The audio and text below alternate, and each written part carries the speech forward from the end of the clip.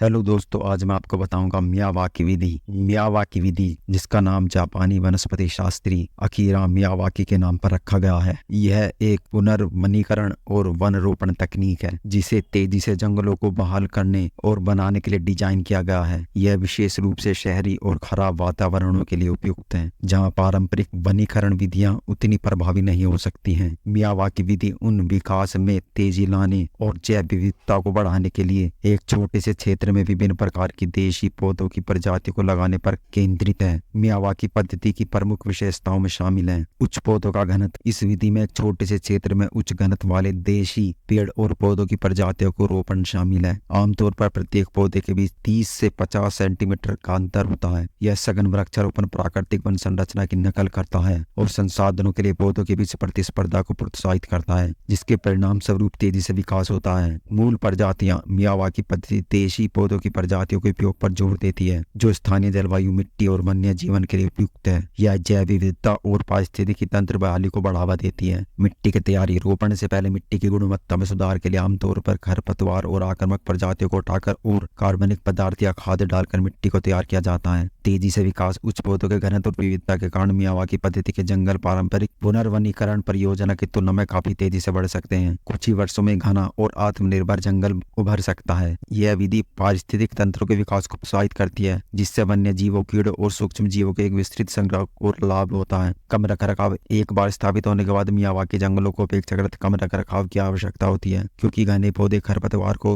दबाने और नमी बनाए रखने में मदद करते हैं। मियावाकी पद्धति ने वनों की कटाई, शहरी ताप द्वीपों से निपटने और दुनिया के विभिन्न हिस्सों में जैव विविधता को बढ़ावा देने के लिए एक पर्यावरण अनुकूल और कुशल दृष्टिकोण के रूप में ध्यान आकर्षित किया है। इसका उपयोग शहरी हरित स्थानों से लेकर बड़े पैमाने पर पुनर्वनीकरण प्रयासों तक की परियोजनाओं में शामिल किया गया है। हालांकि यह लाभ प्रदान करता है। विधि की सफलता काफी हद तक उपयुक्त देशी प्रजातियों के चयन, उचित साइट की तैयारी पर निर्भर करती है। ऐसी वीडियो देखने के लिए हमारे चैनल को सब्सक्राइब करें। धन्यवाद।